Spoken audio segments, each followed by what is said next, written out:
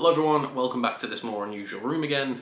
Apologies for the brightness, but as you've seen from the title, today we're talking about something a little bit different, and we are talking about rum. Specifically, my little trip to Edinburgh garnered many things, not many whiskey things, apart from last week's review, but whilst browsing Cadenhead shelves, they had nothing that really wowed me in terms of whiskey. They did have loads of stuff on offer to taste, and the staff in there this time was significantly better than the first time I went in like May-ish time last year. Really didn't have a good experience in there. Bought a cool bottle of whiskey, haven't reviewed it for the channel, I've already drank it all. But yeah, the staff this time was significantly more helpful, I will say. So went in, perused their single cask whiskey stuff, asked if they had any Springbank 10, the answer was no, it's always no. I just want another bottle of Springbank 10 to drink. But I forget, they bottle rum and gin as well, and cognac, and they've done Armagnac as well. They pretty much bottle anything you want. I'm waiting for Cadenhead tequila or mezcal, that could be quite good. But I saw this, and there was a huge wall of rum from all over the world. But I think if you're going to go indie, stick with something you know quite well, and for me, it's not unusual, it's Barbados rum or Jamaican rum. This is a 13-year-old Jamaican rum, bottled at 46%. It is a single cask rum, 288 bottles. Its still type is pot, so it's a pot still Jamaican rum. One distillery should be jumping into our minds, which is Hampton. They are kind of the only distillery pretty much in all of rum manufacturing that make a big deal about pot still distillation. There will be others, don't get me wrong, but Hampton do focus on that. I've had a fair chunk of this, drank quite a bit of it in Edinburgh, and it was bottled. I've only just seen this. Do my eyes deceive me, or does that say the 21st of August 2020? So, 4-year-old stock. I'm going to have to buy more Jamaican rum from Cadenhead. They've got different rum labels. I think their yellow rums are blended rums. The green label stuff is single cask at 46%, and they have another label too. They didn't have this one open to try, but I did get to try a few others while I was there.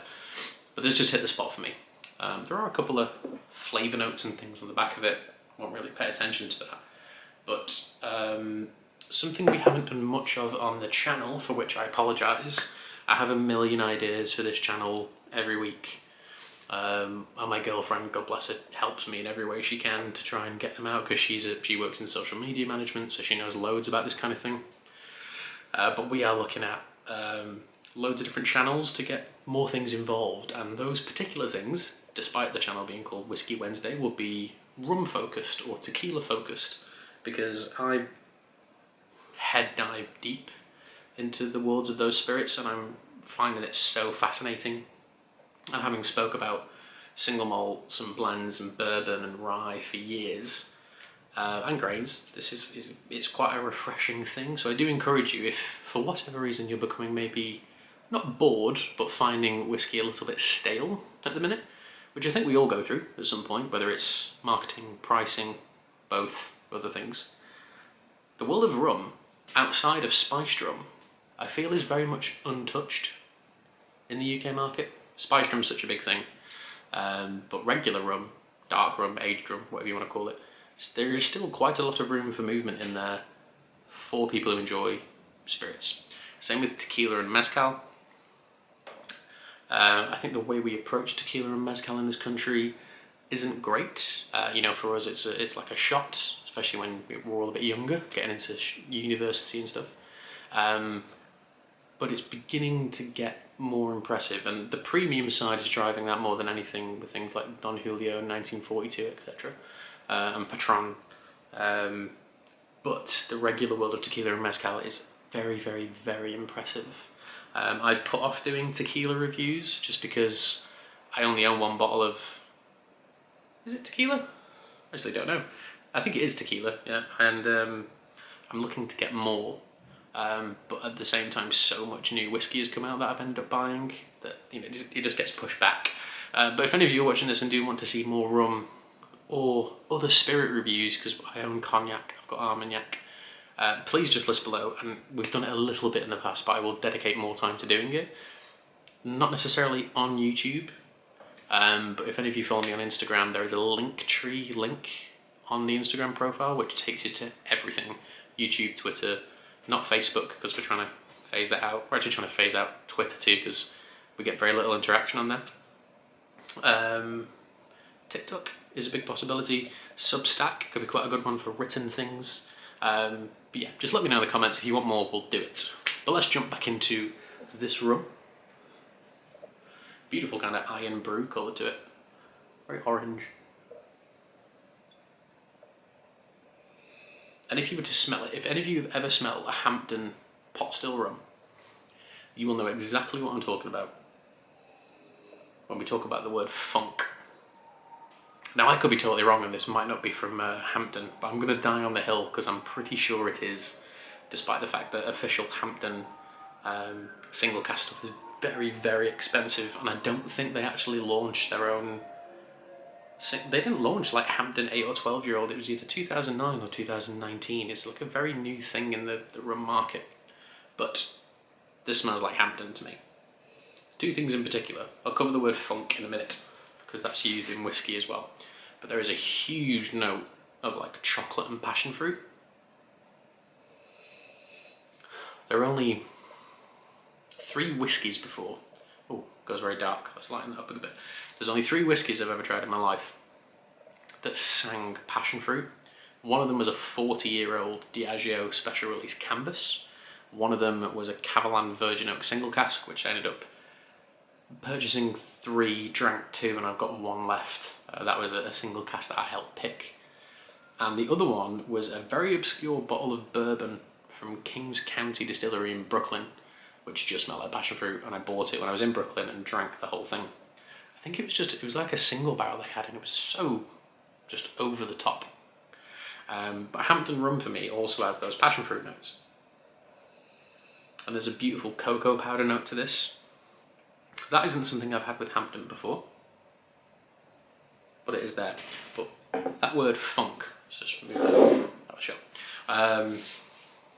Only normally talked about when we mention pot still distillates, and the lead 2 in Scotch whisky would be Springbank and Bruichladdich, although you can get it a little bit in things like Craigellachie, which we talked about last week. Sorry, that fruit fly is still here. I'm just going to cover this up in my hand.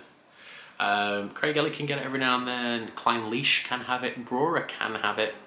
Glen Scotia, I think I've already mentioned. But you can get it in a few different single malt Scotch whiskies. When it comes to rum, we talk about pot still stuff producing high ester distillates. And it is some of those esters that do it, but there will be something which probably a better written article than I can verbiate can mention in the sense of why we have these funky, unusual aromas when it comes to pot still distillation. The fermentation will also play a key part of that as well, whether it's rum, single malt, whatever. But there is just a funkiness to it. If you've never tried, did I get it? I did. Away little fly.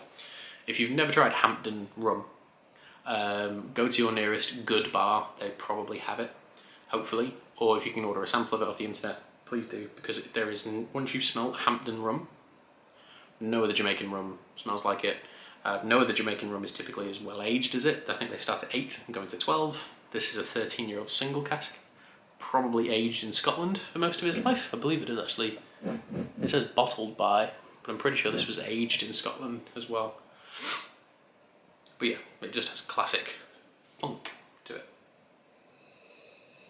However, and this is typically something we only associate with column still distillates, which is the most common type of still used in rum, is those sort of acetone notes, almost like nail varnish remover.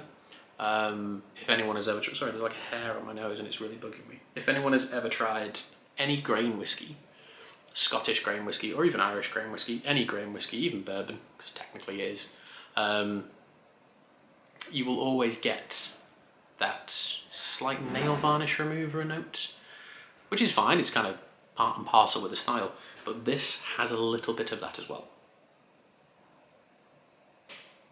But that could be due to many things. It could be something from the cask it's been matured in, it could be something in that funk umbrella where that note is standing out more than something else normally would. Squeaky door, apologies. But let's taste it.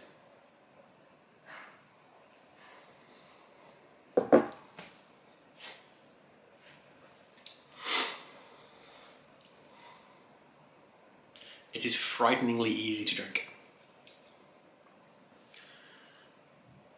I will say on the finish, and again this is something very, very normal with Hampton rum, if it is. Imagine if it wasn't. So much commitment has gone into this. I always get, with Hampton, this slight uptick of heat here in my throat. It's almost like a, I should probably call it something like the Kingston warning. It's just this reflux of flavour and of a little bit of alcohol that is just like, I'm still here, you know, don't drink too much of me. It's almost like a warning sign. Outside of that, the taste is just, again, so much chocolate, so much passion fruit. It's really exotic. Drink more of it actually because it's just delicious.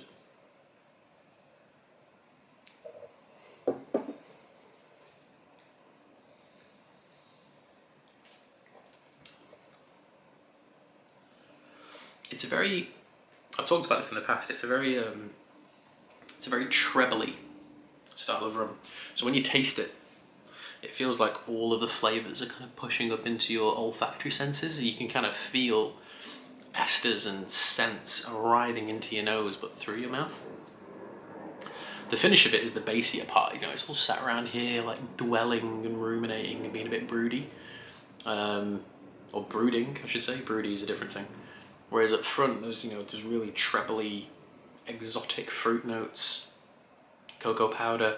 They're just kind of splitting up here and up here. This thing only cost me, I think it was £54 a bottle.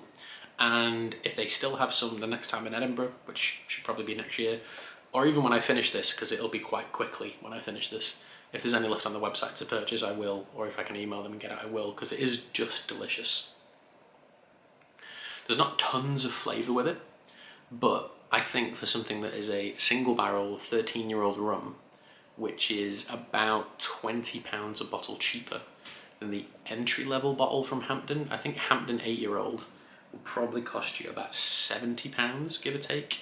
The 12-year-old is about 90, and then the cask strength and the single cask versions are about 100 in the UK anyway. This was £20 less. It's a year older than the standard highest age bottling they do. Same ABV, and it's even rarer, so it's extremely good value for money. It doesn't have a huge amount of depth. It is a chocolatey, passion fruity, sweet rum with very much a house style of Jamaica about it. Jamaican pot still in particular. So I don't think it's as interesting as the Craig Ellicky I tried last week, which we gave an 8 to, but I still think it is a fabulous bottle of rum, which I will have on the shelf for as long as I possibly can. We might end up purchasing quite a few bottles of this over time. And as we're having a kitchen renovation done, which is quite expensive, treats are needed. So there is that, but there's loads of cool whiskey reviews coming up in the next couple of weeks, if I've managed to source everything. But I'm going to give this a 7.5. It's a really good quality rum if you can get it from, if you have a Cadenhead shop. If you're based in Edinburgh, go and pick one up. If you're based in London, go and get one up. Go and get one. I get emails from Cadenhead all the time, but I always forget if you can actually buy stuff through their website, because I never have done it.